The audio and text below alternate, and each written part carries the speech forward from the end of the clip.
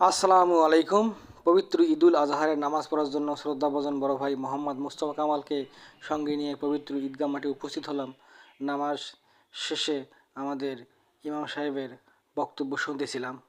আল্লাহু আকবার, আল্লাহু আকবার, লা ইলাহা ইল্লাল্লাহ, আল্লাহু আকবার, আল্লাহু আকবার, ওয়া লিল্লাহিল হামদ।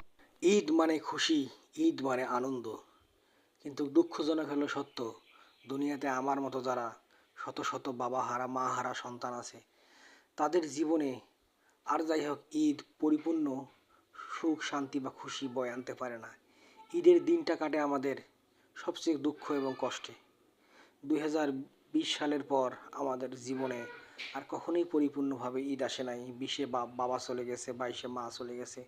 তারপর থেকে ঈদগুলো কাটে আমাদের একা নিঃসঙ্গতার মধ্যে।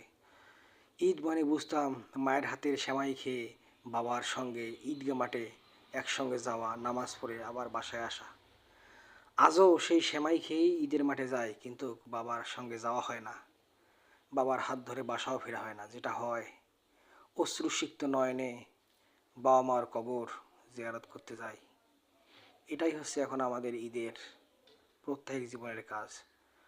আল্লাহ, দেখি অনেকেরই বাবা আছে মা আছে, তাদেরকে যখন দেখি আমাদের অন্তরের ভিতরটা হাহাকার করে ওঠে। ইস, আজকে যদি আমার বাবা থাকতো, মা থাকতো।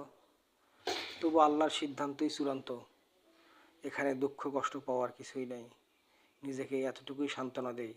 তাই আমি সহ যাদের বাবা মা আজকে কবরবাসী হয়েছে, সবাই সবার বাবা মার জন্য দোয়া করবেন। আল্লাহ যেন আমাদের সকলের বাবা মাকে ক্ষমা করে দিয়ে জান্নাতুল ফেরদৌসের মেহমান হিসেবে কবুল করে।